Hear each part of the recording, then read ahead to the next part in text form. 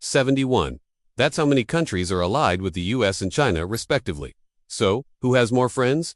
The US or China? Well, that depends on how you define friends. First things first. Let's take a look at these two powerhouses and their influence. But China has a larger army with 900,000 active soldiers compared to the US's 450,000. The US has a population of around 327 million people and a GDP of $26 trillion. It's the world's biggest economy. China, on the other hand, has a whopping 1.4 billion people and a GDP of $33 trillion, making it the second largest economy globally. For example, both countries are major trading partners with India, South Korea, and Japan. So, who exactly are these countries' closest allies? We made an infographic to find out. Plus, both countries are part of the same multilateral groupings, BRICS and the SCOA. And let's not forget, Russia, who is neither an ally nor a friend of the US.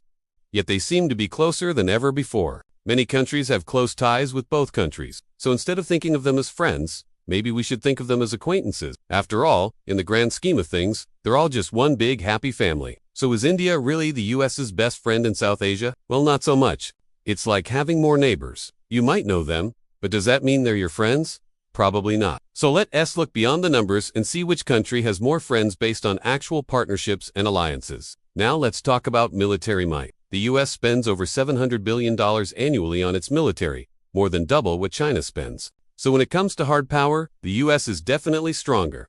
But what about soft power? AKA friends, the US has 596 formal diplomatic missions worldwide, while China has 282. This includes embassies, consulates, and other representations. In terms of bilateral relationships, the US has 207 active diplomatic missions abroad, while China has 1. Key allies include Japan, South Korea, the Philippines, Thailand, and Australia. China, too, has been forging ahead, strengthening ties with countries like Pakistan, Russia, the U.S., Saudi Arabia, and Egypt.